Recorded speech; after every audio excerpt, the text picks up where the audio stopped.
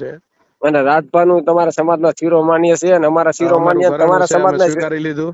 હા એમ અમે અમારા ઘરેણાને સ્વીકારી લીધું, હા એમ સમાધાન કરીને ચા પાણી પીને બેહી લીધા. હમ મેં કીધું ભાઈઓ સવી આપણે તમારે હા એટલું બધું ઉગ્ર ન થવું જોઈએ મારી હમ સામે. હમ તમે માઇન્ડ ધંધે સીડા ના ના, રહી એ રાજભાનું રેકોર્ડિંગ હેબરું, એમાં રાજભાનો બિચારાનો ક્યાંય વાક નથી. તમે રેવા દો રાજભાને. રાજભા બિચારા હાવ જેમ ઓલા રાજભાને પ્રોટોકોલ નડતો હોય ને એવી રીતના રાજભા હાવ હાજ કરે છે. તમે રેકોર્ડિંગ હેબરું આખું શાંતિથી. હા, બે સાંભળ્યા તમે? હા, બે રેકોર્ડિંગ માં સાંભળ્યા.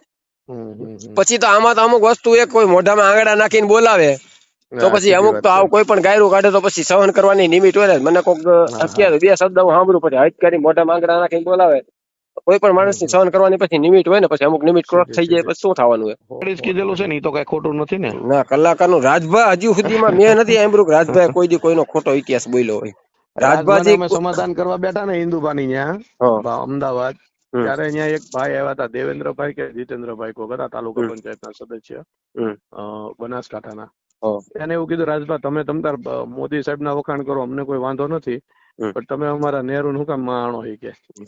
ના ના, એ અમુક તો કદાચ એના પણ 5 વર્ષ કે રાજભાને 5 વર્ષ આપણે પહેલાનું કીધેલું, હશે. આહિર સમાજના ઘણા 5 આગેવાનો અમે બધાએ કીધેલું છે તમને કોઈ અમુક ઠેકાણે ક્યાંય તકલીફ પડે કે તમને કોઈ દબાવે ઇતિહાસમાં, રાજભાને ઘણી વખત આવતો હોય કે ભાઈ આ આમ કે આમ કે, પણ કાંઈ પણ જાતનું રાજભાને આપણે અને રાજભાને કોઈ પણ ગઢવીનો દીકરો કદાચ નાનો હોય તો બોલે ને મોટો, અમારા માટે તો બધા હરખા જ છે.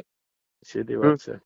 પણ અમુક કલાકારોને અત્યારે ફોન કરીને કે છે કે તમે આહિર સમાજના ઇતિહાસ બોલો માં, તો કે ઓલા સમાજ સામેના સમાજના કલાકારો હોય, કોઈ પણ કલાકારો હોય, એમ કે અમારે આહિર સમાજનું જે થયું છે, જે ઇતિહાસ છે, એ તો બોલવો ને અમારે.